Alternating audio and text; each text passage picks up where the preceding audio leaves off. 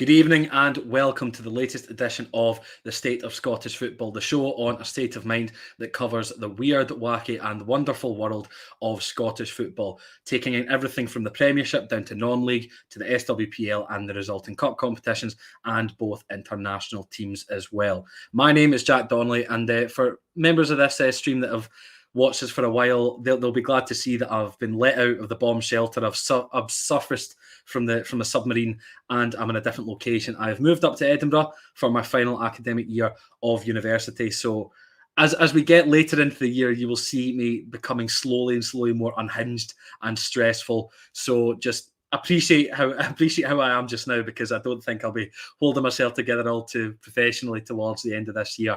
But I'll promise I'll do my best. And if I fall, I'm sure these two fine gentlemen will be there to mop up the pieces, I'm sure.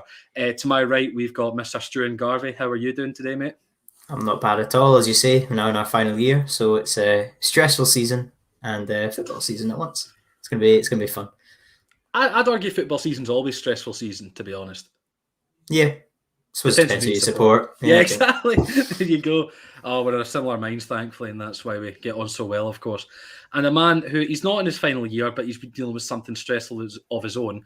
We're hoping for well wishes from everyone in the stream tonight for COVID Cameron Monstall. Please don't make that my nickname. Please. It won't be. We'll come up with something else for you, Cam. But how are you doing? Are you coping okay? I'm okay. Just expect listeners for me to constantly be muting myself and constantly coughing in the background. I promise I'm okay. I just don't want to do it over you two lovely gentlemen when you're giving eloquent points about Scottish football. But yeah, I'm doing okay. I'm out in 2 days, and that's me. So happy days.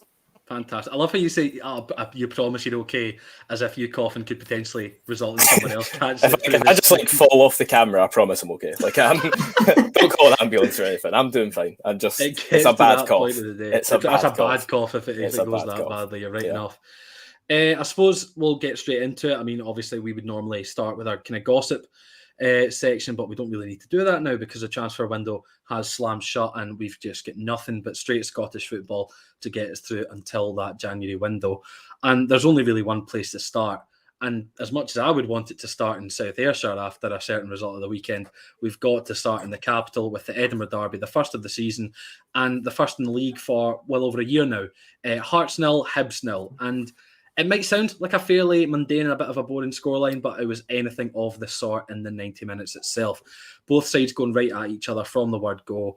And really entertaining. Ian McIntosh coming in saying he enjoyed it, as did we all. Ian, I'm sure it was very entertaining for a 0-0. But Cameron, I'll come to yourself first. I mean, before the game even kicked off, and I know you were sitting watching the game yesterday afternoon, but you're sitting there.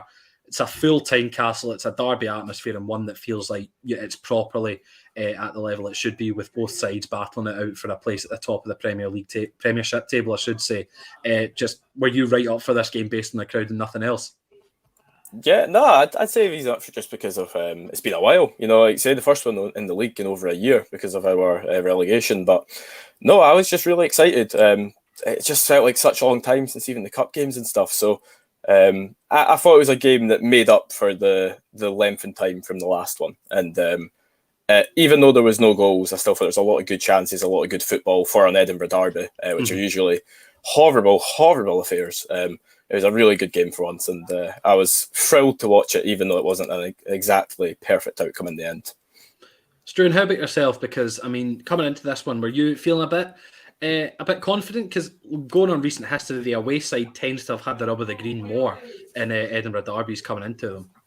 I think I was quite nervous, to be perfectly honest. I think Hearts have started the season really well. But in general, I mean, as far as 0-0s go, from a neutral point of view, I think it was probably a cracking game, to be honest. I mean, I was on the edge of my seat half the time. I think what speaks volumes is it's a 0-0. The two goalkeepers were probably each side's man of the match, to be honest. Incredible displays from them. But yeah, going into it, obviously I was worried because, you know, Hibs were missing a couple of key players in there. But at the end of the day, it was a good game. No, good game. Both sides creating a fair few chances, Cameron, and Struan alluded to it there. Both goalkeepers had to be on top form to be able to keep those two clean sheets. And you might as well start with your man, Craig Gordon, in between the sticks. I mean, again, just showing exactly why he's been made Scotland's number one in the absence of David Marshall. Yeah, no, some brilliant saves. That's the thing. It wasn't just sort of saves for the camera. These were proper good saves that they were making, especially from Martin Boyle. I thought he was by far Hibs' most dangerous player, as he always is, let's be honest. He proper did tear apart our back line at times, just that raw pace to get him behind on the counter. Even when he's taking shots from about 25 yards, they're still looking likely to go in. So, no, Craig Gordon, some excellent saves.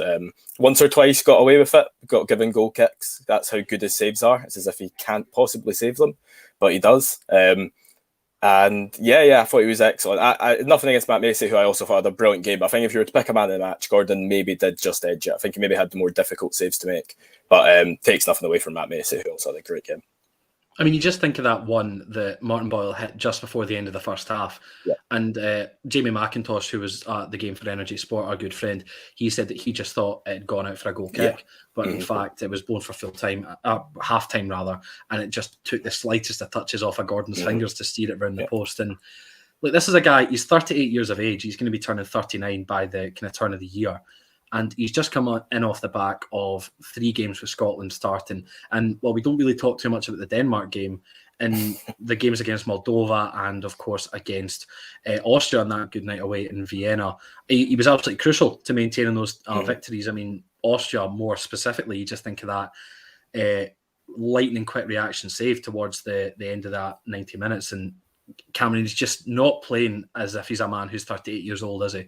No, definitely not. We've seen that with goalkeepers, and not to discredit him at all, but you see it with even Alan McGregor.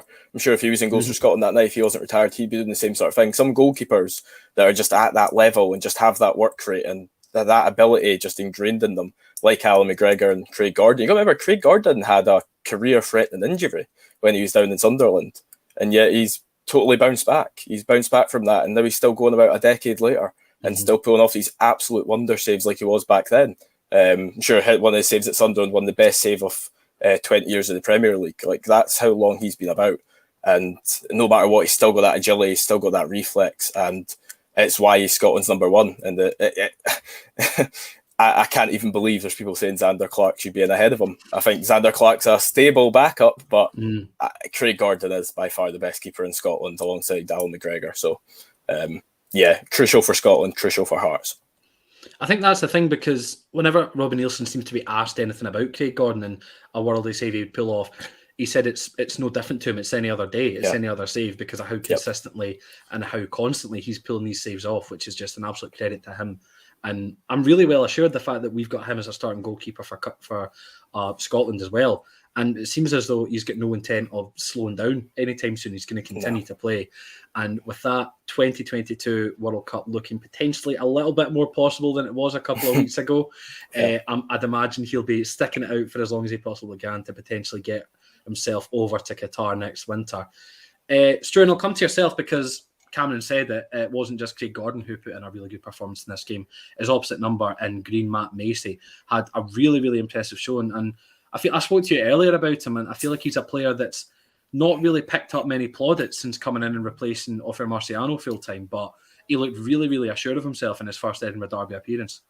Yeah, I think he was absolutely fantastic, to be honest. You know, I think he's a bit unfortunate in the sense that Hibs' defence has been so poor recently, to be honest, that he's rarely keeping clean sheets, and I don't really blame him for any of those clean sheets, to be honest. There's been a few occasions where you say, you point the finger at the goalkeeper, for example, but on the weekend he was absolutely incredible, to be honest. The couple of saves he made, I think it was the one where, was it Boyce who had the shot? It came in from the right-hand side. He was sort of playing in the box. It might have been Mackay-Steven, actually.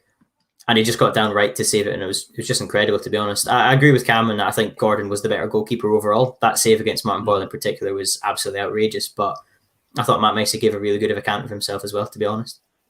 If we're going by stats and nothing alone, I think Gordon did make one more save than Matt Macy. I think he made 6 to Macy's 5. So if you want to go on that and nothing else, you can do. But as we've known for many, many years at this point, stats don't tell you the full story about a football game. No. I wanted to move away from the goalkeepers and bring up an interesting point. I want to know from your perspective, from your club's perspective, who was your man of the match outfield, because you would argue that he would... both sides would give their man of the match to their goalkeepers, but get an interesting comment there from David Kelly saying that Banijime, it's not the right spelling, but I can forgive him for that. Benny Banijime looks a great signing for Hearts. Newell looked very good, and obviously both keepers looked top drawer. So with that in mind, Cameron, who was your outfield man of the match from this one? If you had to pick one. Anyone but Craig Halkett, because he wasn't even too bad actually. He made up for his mistakes, but just so many dodgy moments. I don't know, it's a tough one. I thought Cochrane and Kingsley both had good games. I think Ben Woodburn and Gary Mackay-Stevens both looked really dangerous, especially Ben Woodburn since he's just signed. He didn't score, that's maybe what's against him. I'd probably have to say Benny. I think he was tremendous in midfield with Peter Harron. I think those two are a great partnership. I've seen tweets, I can't remember who from, but it was kind of along the lines of Aaron McEnough is still at the club. Like, how is he going to break into that midfield? Yeah, that's a good And point. then I think it might have been like Adam Kennedy or so, but it was like Jamie Walker even wasn't in the squad. It's like, wow, I totally forgot Jamie Walker existed, because I don't see him getting in that midfield. I don't see them getting in that front three. Like, Josh Ginnelly can't get in that front three. You know what I mean? Like, it's a great forward line. I think, I would like to say Ben Woodburn, but I think I'd have to say Benny, because he was just absolutely everywhere. I think Boyle got past him once maybe, but that was it. That was it. I mean, I was going to turn it over to Struan, but you mentioned Jamie Walker, and a fun fact, I once sat next to Jamie Walker in Fountain Bridge Nando's. I was there. Struan was there. And someone, fact. I came and sat down, and someone whispered, "That's Jamie Walker." I turned around and said, "What about Jamie Walker?" No subtlety about it whatsoever. He just turned around, and I just kind of had to look at him really, really awkwardly. So, that aside, Struan, about from the Hibs perspective, who was your outfield man of the match in this game? Well, I haven't met any of them in Nando's before, but I think I think Joe Newell was really good. Obviously, he was incredible last season in midfield, and he sort of not struggled to get back in the team this season. He's had a few injuries, and McGuinness and Jake Dollahayes have both been basically keeping him out on sheer ability alone. But I was impressed with Martin Boyle. He was sort of the biggest doubt in my mind coming into this game. Obviously, he came off injured for Australia, didn't play their final international game. He came back in, and I thought he was really dangerous. But at the same time, I thought Benny Beningame was just incredibly stopped him. As Cameron said, I think Boyle got past him once, and I've seen that clip constantly put on Twitter, like, "Oh, Martin Boyle's destroyed him," and it's like, but you don't really want to put the other 10 clips where Beningame got the better of Martin Boyle. We'll just forget that those happened. But yeah, I think he was the threat. And again, had any other goalkeeper in the league, bar Craig Gordon, been in net, Martin Boyle probably would have had 1 or 2 goals yesterday.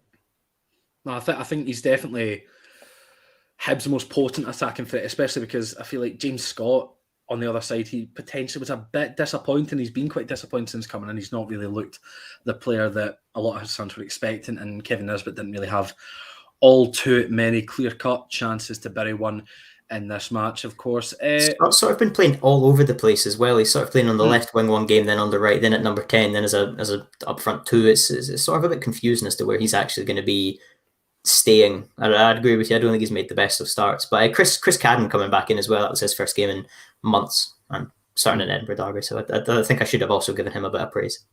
Yeah, I was going to say he's kind of been working his way back, and he's done well to kind of get to this stage where he can come back and then come in ready for such an important game and put in a fairly decent performance, of course. So fair credit to him. Cameron, I want to get your opinions. I mean, coming into this one, obviously there was a lot of hype, a lot of build-up surrounding this one. Of course, the first derby in the league, the first Edinburgh derby in the league for over a year, as we mentioned at the top of the coverage. But would you have been happy with a draw coming in, or would you have been kind of building up to want nothing more than a win, given Hearts' start to the season? As a supporter, you obviously want to win. I won't shy with it. I'm sure I'll give the same answer. But if I was to take myself out of it and try and be not biased, I'd say a draw is a totally fair result. It's a shame. I think we should be more frustrated than Hibs. Hibs are coming away from home. Hearts had the fans behind them, that sort of stuff. And I feel like even just the way the game went, I felt Hearts, the first 10 minutes was terrible for us, I thought. Hibs dominated us. I was really scared that this could go one way or the other. And then we sort of dominated the first half. The next 30 in the second half wasn't up to much, and then Hibs really threatened us at the end. So I'd say over the spell of the whole game, Hearts definitely dominated more than Hibs. So I think when you look at it like that, in hindsight, you think, oh, we maybe should have nicked this 1-0. Like, that's maybe 2 points dropped for us and 1 picked up for Hibs. But it was honestly, I think it was closer than that. So looking back at the performance, I was happy with the performances. Even probably our weakest player was probably Craig Halkett, and I still thought he plays the hardest position on the pitch, as does Ryan Porteous for Hibs. They both made mistakes, but they're going to in that position. Yeah. I felt like as a team we played really well, and I think a draw is maybe frustrating, but I'm certainly not annoyed at it. I think Hibs played well enough to earn the draw as well. That's what I'm trying to say. Struan, how about yourself? Are you the same mind as Cam? Yeah, I think so. As I mentioned previously, I think had it not been for Craig Gordon, Hibs definitely could have gotten something out of this game. But I think a clean sheet away at Tynecastle is a fair result. I think the atmosphere was electric, to be honest. And I think from a Hibs point of view, you've got to take that and say, there's a couple of key players missing in Jake Doyle-Hayes. So you just sort of get on with it. You think, I mean, it's always a classic when you think about a league season. You beat them at home, you get a point away. That's sort of how you have to sort of look at it, I feel. And that's hopefully what Hibs will go and do. If they get a draw here and they go away to they go home to Easter Road and get a victory there in the next derby, then I think that's a very successful outing. But obviously, a point away at Tynecastle shouldn't really be looked as an acceptable result. I think it's a pretty decent result, all things considered. But I think Robbie Nielsen made a really good point in his post-match interview, saying that Hearts are still undefeated in the league and have played 3 of the top 4 teams from last season, which is pretty incredible for a team who have just been promoted from the Championship. So I think although the result possibly is better for Hibs, I think overall so far this season it's in the better running for Hearts. Can I just jump in quickly, Jack? Luke there in the comments saying, I'm a Hearts fan. If you'd offered me 11 points from 5 games, I'd have ripped your hand off. That sums up Stuart's point, basically. It's been a brilliant start to the season. So I think that's why this result, if we had lost like 3 of the first 5 games, we'd be going, oh my God, calling for Nielsen's head. But not winning here isn't a disaster. We still look really strong, as the Hibs, and it should be a brilliant race towards the end of the season. No, it was literally the comment I was going to bring up, Cam. So you just one step ahead of me. I was literally about to move on it. So Luke's grabbed both their attentions there. So fair play to him and fair play to everyone getting involved in the comments tonight. Of course, as always, we do encourage the conversation as much as possible. I think we can probably step away from this one and look at some other results in the Scottish Premiership. I mean, we're not going to spend really any time looking at the 2-0 games that played out because there's more to talk about in the games that actually had goals away from the Edinburgh derby. And we'll start in Perth as St Johnstone lost. They're still looking for their first win of the season, which is a bit wild to say considering how well they did last year. But in context of this season, it's not as scary considering they are one of 5 teams in the top flight in Scotland to still be looking for their first win of the season, which is just absolutely mental 5 games in. But they took the lead against Rangers through Michael O'Halloran just after half-time. But a penalty from Kemar Roof less than 10 minutes later set up what would have been the draw. But James Tavernier had a word of his own and scored an absolute blinder from about 30 yards, we want to say. Roughly there or thereabouts. But I suppose, Struan, we should really kind of focus on St Johnstone with this one because this is the first time that they've obviously played since they lost their club captain, Jason Kerr, and one of the brightest young midfielders in Scottish football, Ali McCann, on deadline day.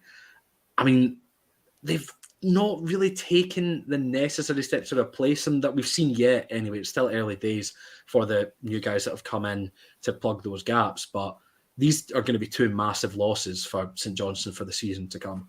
Yeah, definitely. I mean, as you say, the club captain at centre-half and, in my opinion, the best player in midfield. 2 astronomical losses, really, to be honest. And I feel it's a shame at the time that they've left as well. Of course, they were always going to wait until the European results were over before making the final decision. But to leave on deadline day, I think, is a bit of a nightmare because, you have to ask the question, how do you replace players of that quality and importance to a side in an entire year, let alone in the final day of the transfer window? And for that reason, I think they were always going to have a bit of a difficult task. But I think I can understand why Ali McCann and Jason Kerr wanted to leave. Obviously, they're 2 terrific footballers. Jason Kerr, I think, should be in the Scotland national team, and Ali McCann, I wish he was Scottish. I wish he chose in Scotland, but that's for another debate. But yeah, St Johnstone have a really difficult start to the season. We knew at the end of last year they were never really going to repeat the feat. As talented as they were last season, I think we had to accept, as much as nobody would want to, that they weren't going to be the same side basically. And now they've not started well. They did well in Europe, but domestically it's not been the best of starts from them. Now they've lost a couple of key players. I think they just need to sort of get a feet on the ground approach.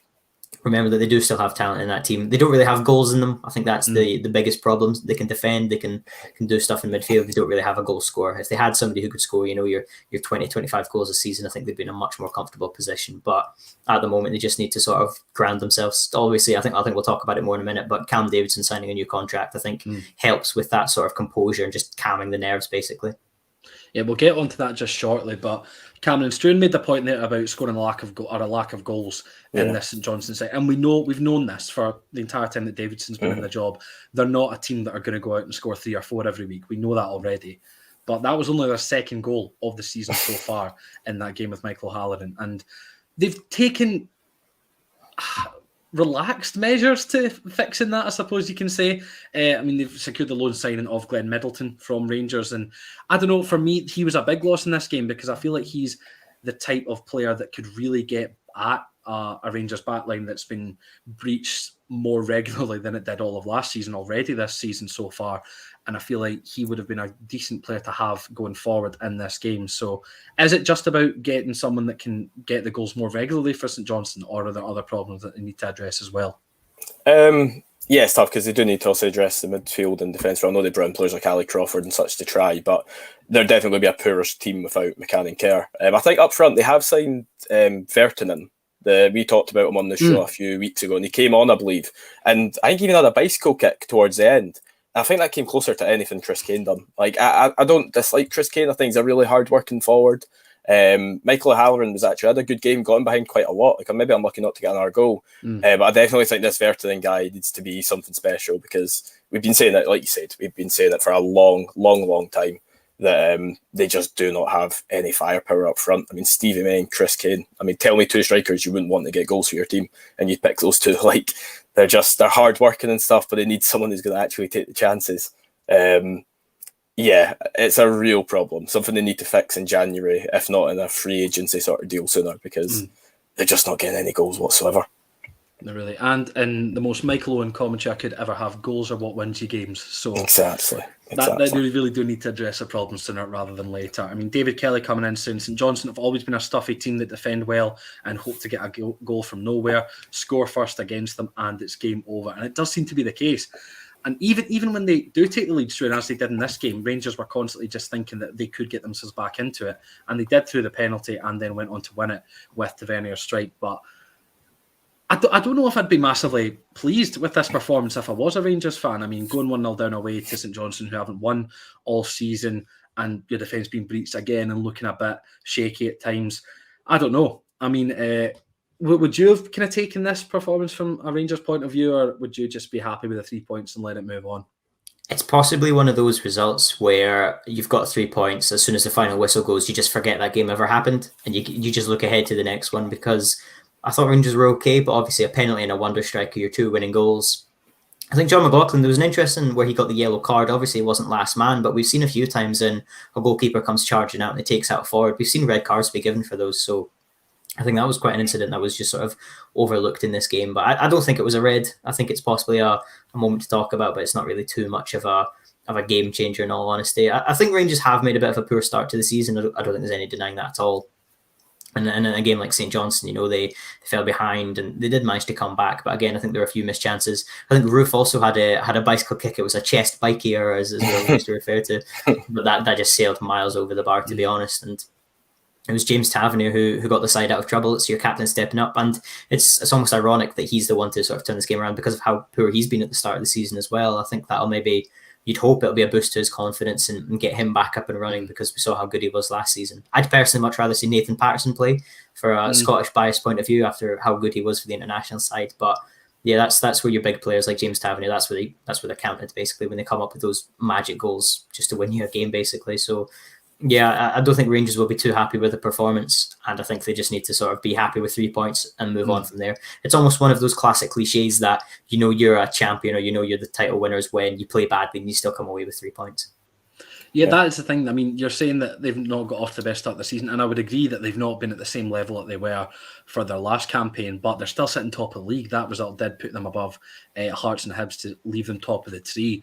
So, I mean, it's almost a sense of inevitability potentially that it could be slightly worrying for the rest of the fans in the top flight that Rangers are still playing potentially second, third gear, if that, and they're still top of the league. So we'll need to see whether they do pick up or whether they sustain this level for a while, and whether anyone around them does improve and leapfrog them. But Cam, before we move on, Struan mentioned it just before we mentioned Rangers. Callum Davidson recently was announced that he has signed a long-term contract with St Johnstone, keeping him around McDiarmid Park until 2025.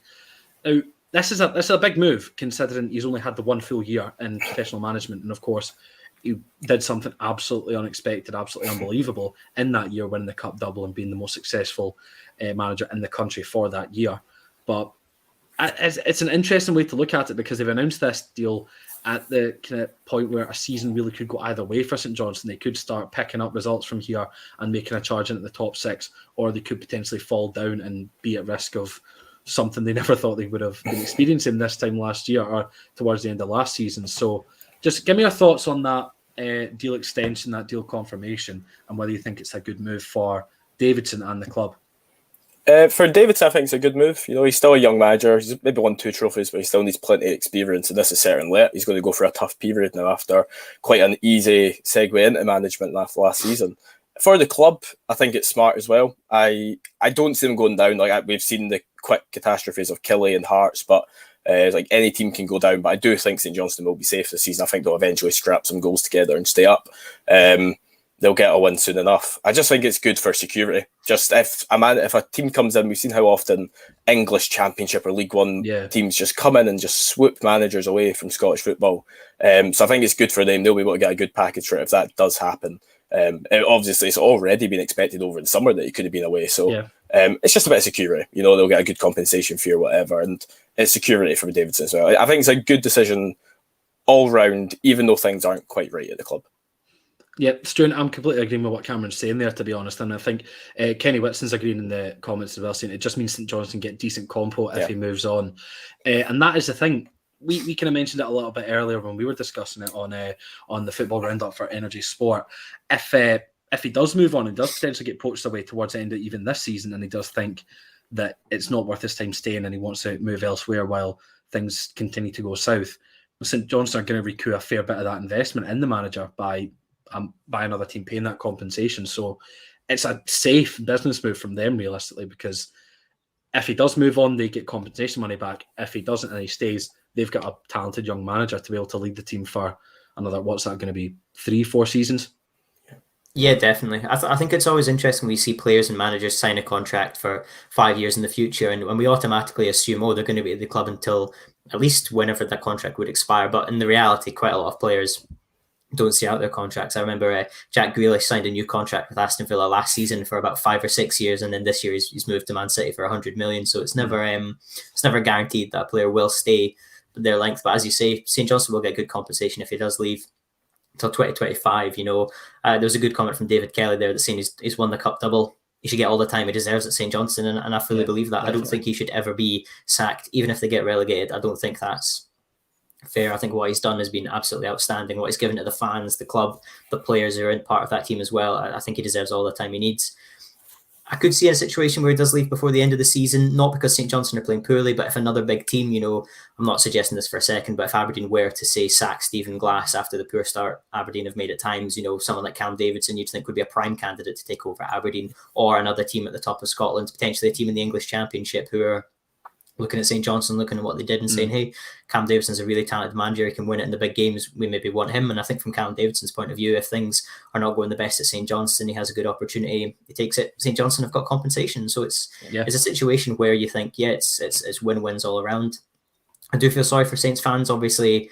Well, I don't, because they had an absolutely incredible season last year. It must have been absolutely fantastic. I don't think you'd ever let that down. But to lose your best player, then lose your captain, the manager's likely to leave as well. Not likely to leave, sorry, that's the wrong term. But the manager could leave at any time. You're going to get compensation for it. And it's just difficult to tell at the moment. But as basically the point I'm trying to get to here is, I hope he does stay because he deserves it. But at the same time, I wouldn't be surprised at all if a team comes in for him. And if they do, St Johnstone are going to get a nice wee bit of money for him. I think that is important as well, getting the right fee for him if he does go, because we've seen recently just with McCann and Kerr leaving for a combined 1.5, 1.8 million between the pair of them. It's ludicrous, realistically. They should be going for a lot more than that. And I feel that St Johnstone were really hard done by those deals. And they'll obviously be hoping that should Davidson get an offer from elsewhere, he'll be able to net them much more compensation, a much more reasonable compensation than they were able to receive from McCann and Kerr. We'll move on to a team that I feel like we've not really discussed in great length on this show, especially on a Monday show after the weekend's results, and that's Motherwell, because they won 2-0. Again, they got another victory on the board. That's 3 wins in 3 and 4 games unbeaten for the Steelmen, defeating Stephen Glass's Aberdeen at Fir Park on Saturday afternoon. Cam, these are two teams at completely opposing points in their season. Motherwell are on a bit of a tear just now. They're doing very good in the league. They've been consistent. They've been scoring, whereas Aberdeen haven't had a win since their second leg European tie against Breidablik. I mean, we kind of discussed it a little bit. I can't remember whether it was on this show or one of our Energy Sport podcasts, but the kind of honeymoon period with Stephen Glass has really come to a crashing halt, hasn't it? Yeah, absolutely. They were just, I don't know, they were the more dominant team, you might say. Motherwell had 2 shots on target and they both went in. And I think even just shots on goal, Aberdeen about 3 times as much, maybe more. They just completely capitulated. Calvin Ramsey is still looking absolutely brilliant. He was fantastic the whole game, but I think he went off with an injury. I mean, if he's gone, that's serious trouble for the Dons. I don't know where it's all went wrong. It's still the same kind of system. It's still the same kind of players. It's just sort of crashing to a halt. And I wouldn't say it was because Motherwell put in the greatest performance of all time. Motherwell were just playing as Motherwell should. It was quite an average performance from them. And they've walked away with a comfortable 2-0 win. So really worrying times for Stephen Glass and his men, because you need a big win to stop the rot. Like was it 5 games, 6 games they've not won now since Something like that, yeah. It's really worrying. So, and out of nowhere as well, I didn't know that until yesterday. I didn't know that was that bad a run. So yeah, we'll see what happens, but they need to stop the rot really quickly. No, they absolutely do. And the thing is, they're just not getting the goals that you thought they were going to get. Like, I mean, it took them 88 minutes to get a lucky equaliser against Ross County in the last time they played in the league before this weekend, and even that, like, you were just thinking that Ross County had that 3 points in the bag, and it took an absolute clanger from the goalkeeper to actually get that shot away from Christian Ramirez.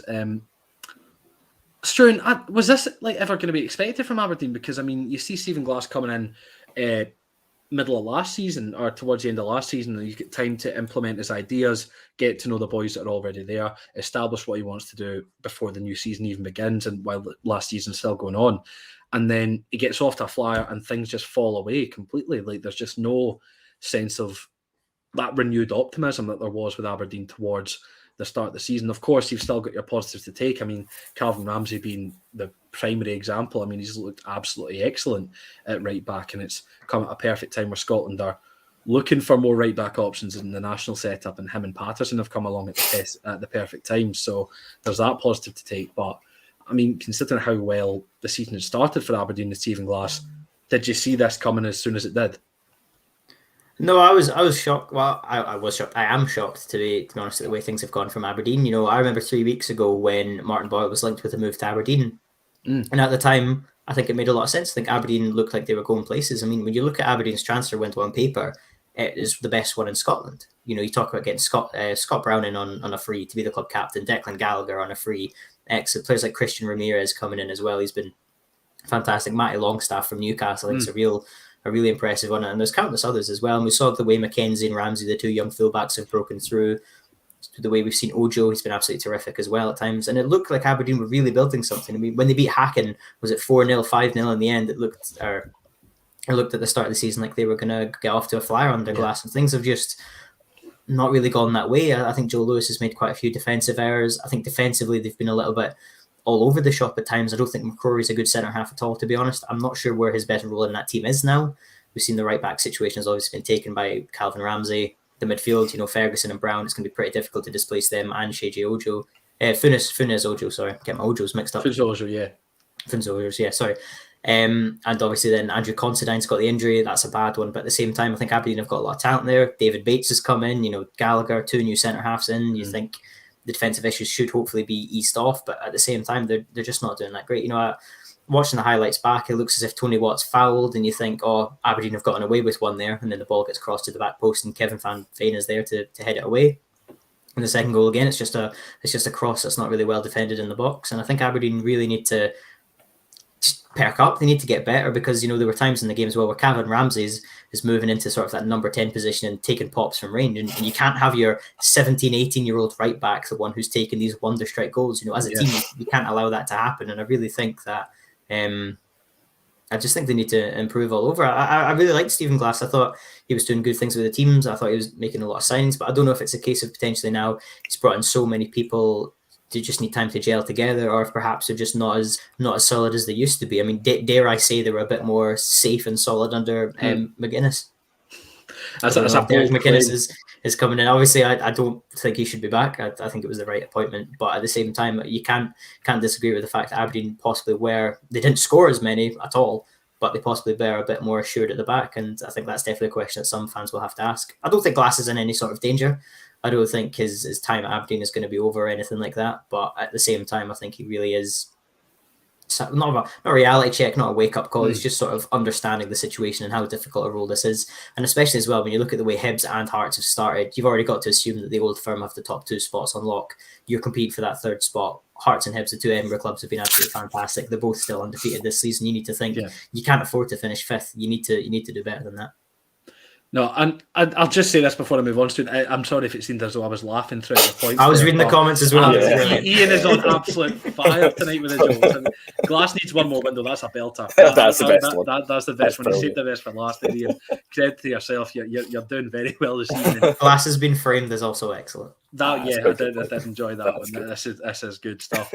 Cam, again, we just need to kind of mention Motherwell, because I feel like they've just quietly gone about their business this season. They've not really made much of a noise in terms of the league, but they're sitting 4th. They're a point off Hearts and Hibs, and they're ahead of Celtic, and they've just looked quietly solid throughout the entire proceedings. And Kevin Van Veen came back in before this game started and got a goal and assist. And remember how just electric he looked to get in the opening day against Hibs in that 3-2, where I think he had 6 successful dribbles in that match against the opposition, whereas the next best was Martin Boyle with 2. So, I mean, on his day, he can be absolutely fantastic. And he missed, I think, the cup game against Dundee with an injury, and then he was left on the bench against Livingston, came on very briefly against Dundee in the league, and then came back into the starting. And they just look a much more confident, a much more entertaining side with him leading the line. But it's been a great team effort from everyone at Motherwell so far this season. Yeah, I think it's a credit that I also couldn't tell you really who's played in defensive midfield for them. Like, I mean, they just done their job. You know what I mean? They just done their job perfectly. Nothing flashy. I think the 3 main players were, I think Tony Watt was excellent. I think he had good hustle. He was winning every ball. I can't remember if it was one of the goals or just a really good chance they had, but it all came from him winning the ball back high up in the pitch. I think Liam Kelly was good in goals. I think, like I said, Aberdeen did have chances, but Liam Kelly was there to stop them. And like you say, Kevin Van Veen as well was just excellent. A great goal and a brilliant cross for the back post. Really good, wasn't it? Yeah, a goal and assist from him. Absolutely fantastic game, man of the match performance. Is it Ojala?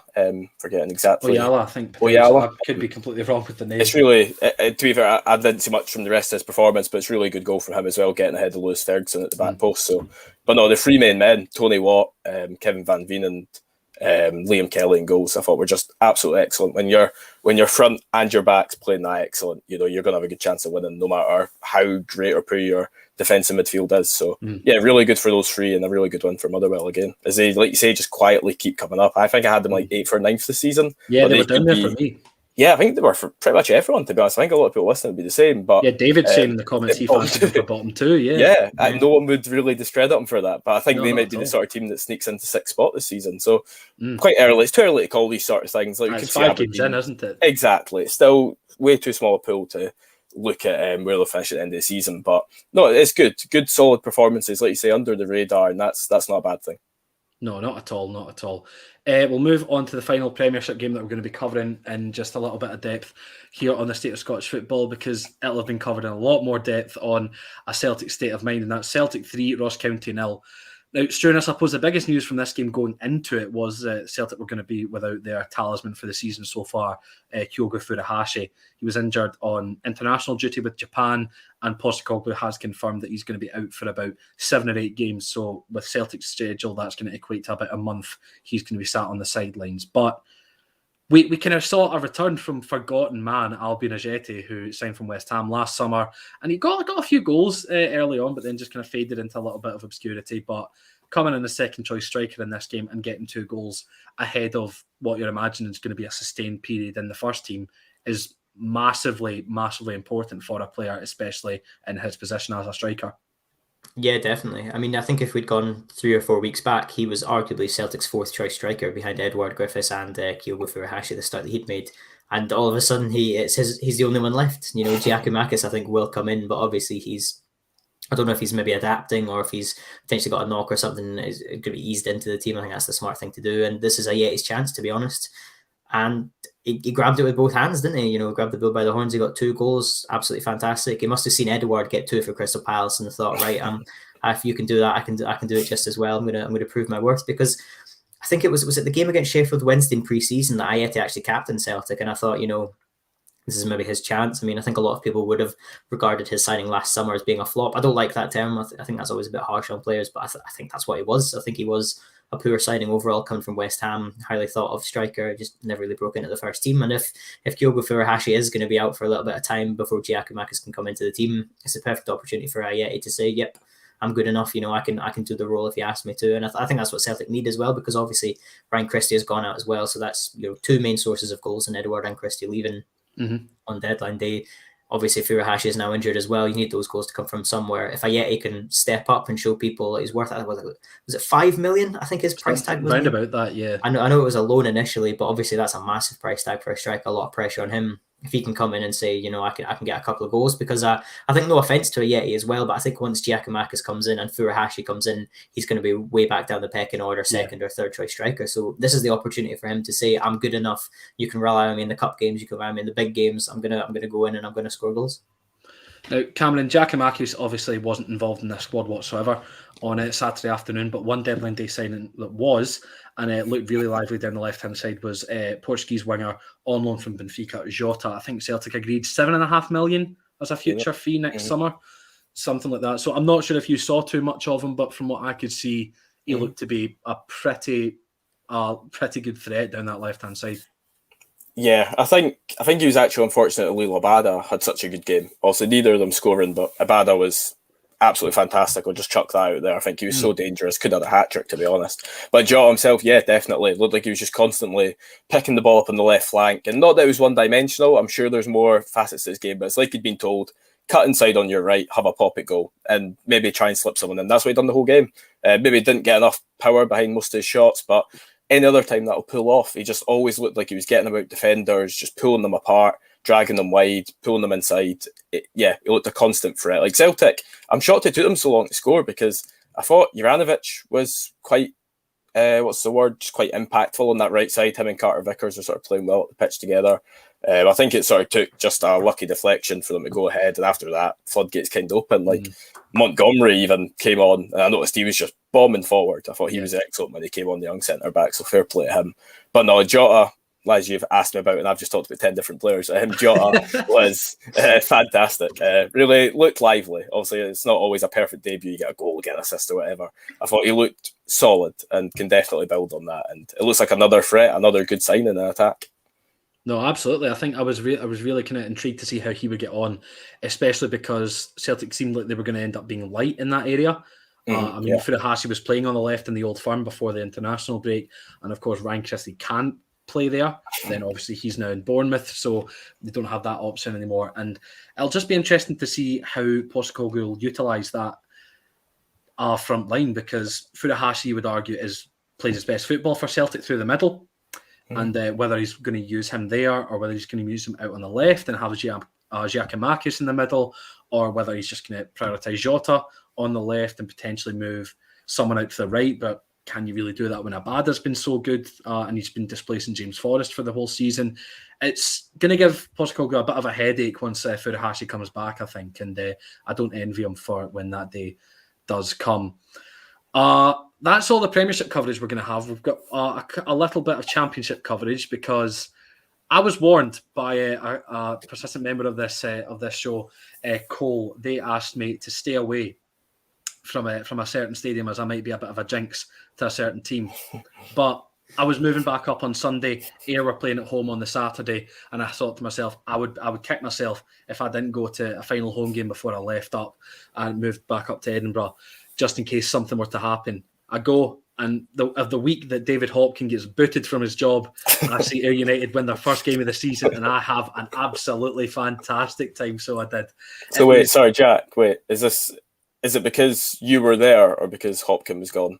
I like to think it's a combination of the two, Cameron. Okay. But that's why it was such an emphatic one. In a professional capacity, I would like to think it's because David Hopkins left, and because we actually played attacking players and we looked to keep our feet on the ball rather than just play long ball every chance we got.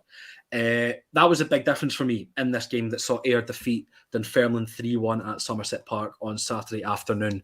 The first goal came within 2 minutes, and I don't think I saw the ball in the air once, which is an absolutely night and day showing from what I'd seen a few days previously when I went on Tuesday night to the Wraith Rovers defeat at home. Dare O'Connor, who I thought is kind of sparkled a little bit when he's come on, but he's not had this Irish Messi, sorry. That was, yeah. That's Irish Messi. That's Irish Messi. He came off the bench against Kilmarnock in the first game of the season, the derby, and he looked threatening. He looked like he had carried a little bit of threat down the left-hand side, but obviously didn't really do too much in that game. And then he's had a bit-part role for the remainder of the season under Hopkin, which I just couldn't understand because we're so light in terms of wingers at Ayr. We just got young Stephen Bradley in on loan from Hibs, and he was really, really good again, I thought. I thought he looked a bit lively coming off the bench again against Wraith Rovers last week, midweek, and he started the game on Saturday and really took his chance. But O'Connor, he was great down the left, kind of skint the right back. I can't remember who it was. I think it might have been Leon Jones or something like that for Dunfermline. Sent a cross into Adeloye and he finished first time from a tight angle to open the scoring within 2 minutes. So, I mean, just simple build-up play and a cross into the box for the striker to finish. I mean, this is what you'd have been missing the whole season, which sounds ridiculous. Just we've not been doing the basic stuff. And then I went and watched it back. I feel like I'm rambling here, guys, so please feel free to stop me at any. I'm enjoying it. Stop me at any point. I'll slag Dunfermline in like 10 minutes. Just keep going. Yeah, well, that's it. That's what I was going to jump in and say. So we've already established that it's a mixture of you being there and David Hopkins leaving's white Ayr one. Yeah. Could it also be because Dunfermline are, what's a good word? Bad. Yeah, bad.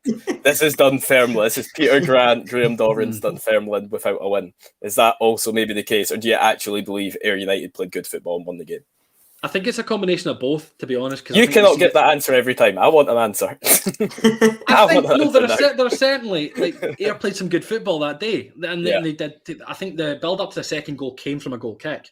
And really good build up the pitch. And I hate to say it, but it came from a long ball.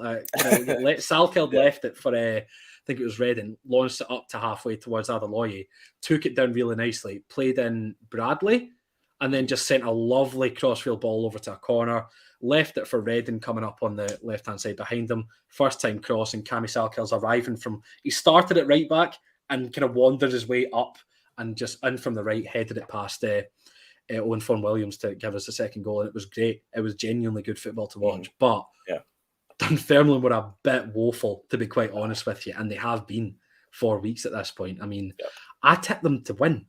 I tipped them to win the division at the very start in the preview podcast we did, and I'm being made to look a bit of a fool, as I tend to be in normal circumstances anyway. But Cameron, you and I questioned this appointment when it first came in. I mean, Dunfermline have spoken a lot about being a club with ambition, and they've got these German owners that really want to build this club into something special and get them back up to the top flight of Scottish football. But the appointment seemed backwards to begin with, and given the performances that we've seen, we can only confirm what we've already thought, and it was a backwards appointment. Yeah, no, it seems like it, doesn't it? I like Dunfermline. I think they're the sort of team that I'd like to see in the top division, but appointments like that aren't going to get you there. Like, Peter Grant did do a good job with Alloa. I think people are a bit harsh, like, oh, they got them relegated. Like, end of the day, it's Alloa Athletic. That's not a championship level team, in all respect to them.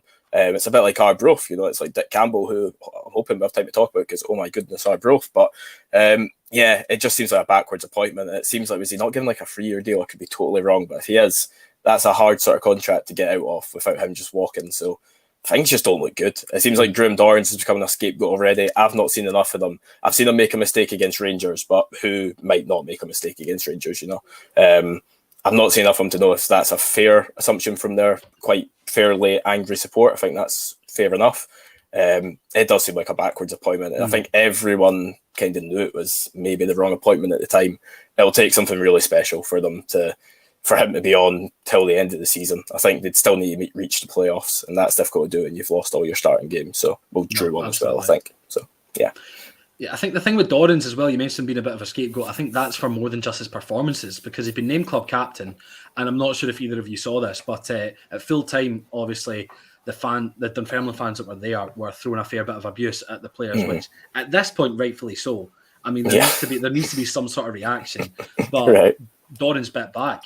He was giving them the same level of abuse that they were giving him from reports. So yeah, you can kind of see why there's been such a venomous and volatile reaction towards him after the kind of last couple of weeks or so, and that kind of all escalated on Saturday. And I think Grant just kind of rushed himself back into the dressing room so he didn't have to deal with that same backlash as Dorrans was receiving. But not nice to see the club kind of just crumble to a bit of nonsense. But I had a good day, and that's all I can kind of count on. I mean, it's what I've been saying since then. On Saturday, only elite level strikers scored 2 goals. Because you had Cristiano Ronaldo, you had Romelu Lukaku, Odsonne Edouard, and Tommy Adeloye for Air. So I'll yeah. That's where it stumbles a little bit. That's where it's didn't see Liam Boyce did not get a brace this weekend, so he didn't. No, it's just not true. It's just not he's true. He's still scoring a lot, which helps my early season prediction for him. So that's all I care about from him. I remember at the beginning as well. I remember a lot of people, including myself, had tipped Dorrans to sort of be the Charlie Adam of Pars, and it's just not. Probably wrong. No, it's not happening. Something when he went to Rangers back again from Norwich, and I think a lot of people were hyping that up, and then it just didn't work out either, to be perfectly honest. Got Craig White in as well. There's a few good signings, but Nikolai Todorov got the goal, but I mean, looked very ineffective. Yeah. And Kai Kennedy, on loan from Rangers, only came off the bench. Really good. And I don't get why you're kind of leaving a player of his quality on the bench when we saw how good he was with Wraith last year. Yeah, so many question marks. So many question marks, but the only thing that's not a question mark is that it lost to Ayr on Saturday, and that's all that matters. Right, we're going to have a little bit of a preview. As you can see in the tagline there, we do have a little bit of a Europa League preview. We're not going to spend an awful lot amount of time on this because we've only got about 10 minutes or so of broadcast time left, but Scottish teams are back in action in Europe this week. We've got Rangers and Celtic both playing. Rangers are hosting French side Lyon, who currently sits 7th in Ligue 1 on Thursday night, while Celtic take the trip over to sunny Spain to face Real Betis, who are currently sat 13th in La Liga. I just want to get general thoughts, lads, on the Europa League campaigns for both Celtic and Rangers, whether we think they'll do well, whether they think they can push for knockouts, or whether they might have to just consolidate dropping into the European Conference League. Struan, I'll come to yourself first. How are you viewing both Old Firm sides in Europe this season? My initial reaction upon seeing the 2 groups be drawn was Rangers group's okay. It's not easy by any means, but at the same time, it's not as hard as it could have been. And I'm pretty sure Celtic may go out. I think their group is really tough. I think Leverkusen have started the season fantastically well. I think they look a real threat. They did lose at the weekend against Dortmund, but at the same time, it was an absolute cracker of a game. They look a real side. Real Betis, as well as you said, they look decent this season. They're not in the best league position at the moment, but they've got a few superstars in their team. They've got players who know how to do it. Of course, Nabil Fekir, a player I think a lot of people will remember from his time at Lyon, and I think he did a Liverpool medical and all sorts of things happened there. But he's an absolutely class player, and they've just recently signed Hector Bellerin as well from Arsenal. So quite a few names in that team. And they're a decent side overall, to be honest. And of course, Ferencvaros, can somebody save me? Ferencvaros. Them. So there's obviously a bit of history there as well, of course, from last season. So I think that's a really tough group overall. Rangers group is not easy. Again, as I said, it's not the hardest, but it's not the worst either. Of course, Lyon are now without Memphis Depay. They've not made the best start to the season in Ligue 1, as you said as well. Currently 7th. Obviously, Moussa Dembele coming back. I think that's what I'll be interested in seeing that game, how they get on. Brøndby, I'll hold my hands up, and I don't know too much about the Danish league. I don't know what their position is or how well they're doing, and Sparta Praha as well, who we saw again against Celtic last season, weren't the best, but even though they did beat Celtic 2 times. So I fancy Rangers to win that group. I think they can definitely top it. I think Lyon will be difficult, but I think over 2 legs they can do it. I definitely back them. I think they can. Celtic, I think, will have a much tougher task on their hands to get out of that group. I'd imagine there's going to be a fair bit of love and appreciation for Moussa Dembele in the comments tonight and for the rest of the week. We're seeing it already with Daniel Mack. Cameron, how about yourself? I mean, Struan's saying that Rangers could potentially go on and win that group. I'm not certain that'll be the case myself. I would probably have my money on Lyon if I had to have my money on anyone. But I probably would agree and say that they've probably got a bit of a better chance of progressing than Celtic do at this stage anyway. Yeah, I don't think Sparta Prague should be offering too much. I know they hammered Celtic, I think it was last season, but I don't think they're that great a team. I think that was just a poor Celtic team at the time. Brøndby, Struan, you were wondering, Brøndby, in fact, David Kelly's put in the comments, they're the fourth best team. They were lucky champions last season of the Superliga. They're not a great team whatsoever. They're really struggling this season to hold on to their title, so they shouldn't offer anything, let's be honest. And Leon are managed by Peter Bosch now, who replaced good Rudy Garcia in May. And I think they play his style of football. They play really high octane, like pressing 4-2-3-1. And I think if any team in Europe is the sort of team that can take that apart, it's Rangers. They've shown it in the past that through counter-attacking they can beat the big teams, and I think they could possibly do it against Leon. So I think Rangers will definitely go through. I don't know if it's in top spot, but it's not an out-of-world shout to say that. It's a tough group, but it's not anything they haven't done before. I think for Rangers, it's mainly just Moussa Dembele because they've got Paqueta in behind, OR in behind, Shaqiri, Toto Akambi. They've got a good attack. Shaqiri's there now, yeah, he's just signed, but it's a tough. I don't even know if he'll break into that front line. But Moussa Dembele, I think he's got 4 goals in 5 League One games this season. He's on fire. So if there's any team he likes scoring against, it's Rangers. So we'll see how that goes. And Celtic, I'm just having a look at their group there because I did forget who was in it. But Ferenc Vavros shouldn't offer much. Leverkusen, I don't know, not too sure. Patrick Schick returning to Scotland. Yeah, I kind of want that name erased to my memory. That's PTSD, PTSD. Sorry to do that. I'll let myself. I'm going to end the show early, you know. And Betis, I quite like Betis. I think they're a great team with a lot of household names. I know Struan's kind of alluded to that already. A lot of big names. People, if you look out their team on Wikipedia, even you'll spot a lot of names. You go, oh my god, I forgot about him. You know what I mean? So they're really a strong team, even though they've stumbled at the start of the season.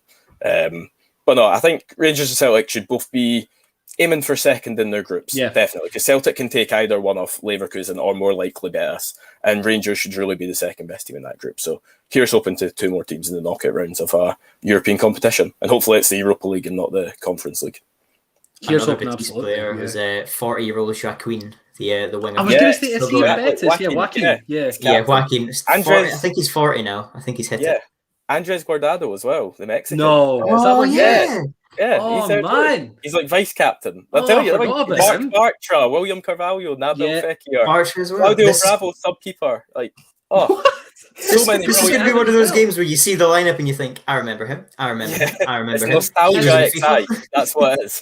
It's your classic. You're 10 years into a Football Manager save, and all these players are just grouped at this one club for whatever reason, and you just think, oh, brilliant! I remember seeing him 5 years ago. Yeah, that's interesting. There's a lot of names in there, but not sure whether they're up to the same standard as they have been for the reason that we'll know them for.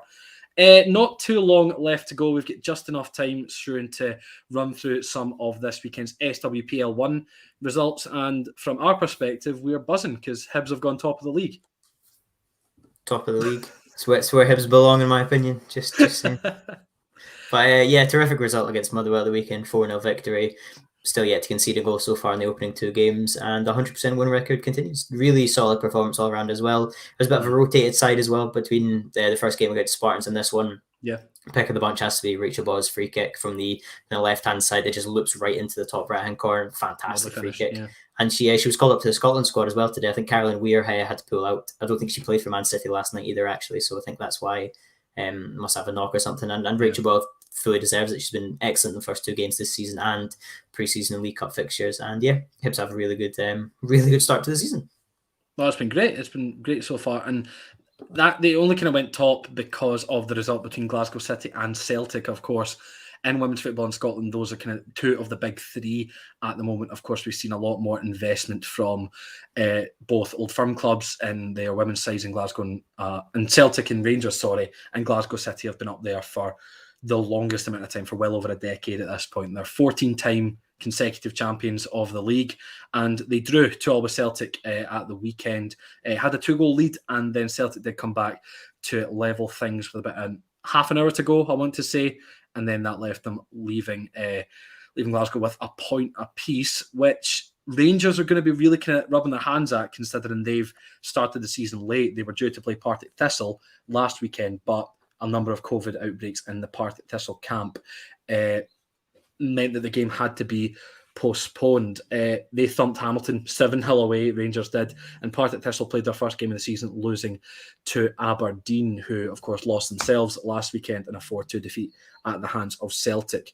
And Stroon Spartans back to winning ways, I suppose, getting their first win of the season over another Edinburgh rival in Hearts. It's shaping up to be a quite interesting season. There's kind of results going either way and teams kind of winning when they should be losing, things like that. So really looking forward to covering the rest of the SWPL season on this show. Yeah, definitely. I think the Glasgow City Celtic game is absolutely massive. Rangers will be licking their lips seeing that. That's a perfect opportunity for them to make up points then, especially after not losing the first game, but not being able to play the first game. And I think Spartans as well are a team who you always need to keep an eye on. I mean, I know the old firm Glasgow City and Hibs get a lot of the attention down in the SWPL, but Spartans are a really good side as well. I think Hibs saw them off the park last week at the Tony Macaroni Arena, but I wouldn't write them off by any means at all. They've got a lot of talent in that team. Took a couple of knocks in that game as well, so they were kind of down a couple there. A couple of bad head injuries as well. That Cameron point at the Hearts badge when they've lost 2 games from 2. Yep. Yes. I've heard in women's football, when you don't get points, you win, and that means Hearts are top of the table. They do it differently. They do it the best way. They do it the best way. They would be top in Australia, I suppose, if you want to look at it that way. Exactly. There you go. Whatever. Hearts' first loss was heartbreaking. In a 92nd minute penalty, Parker Smith saves it, rebound. You cannot make that up. It's disgusting. Should have gave us the points. Disgusting. But that's an unbiased view. Reminds me of the bootlegger. That's disgusting. That's disgusting. Absolutely disgusting. Furious. On that note, that is our time for this evening. So thank you all for joining us here on another episode of the State of Scottish Football. Whether you've joined us on Facebook, Twitter, YouTube, LinkedIn, or Twitch, we've been happy to have you here with us, interacting in the comments as always. Thank you very much to Struan Garvey and Cameron Wansell for joining me here tonight. As always, it's been a pleasure to spend the last hour with you two gentlemen. The State of Scottish Football is back every night this week from 6 o'clock, where you found this one. So make sure to come back at 6 o'clock for your daily fix of Scottish football chat. My name is Jack Donnelly. This has been the State of Scottish Football on A State of Mind. Thank you very much for watching, and we'll see you soon.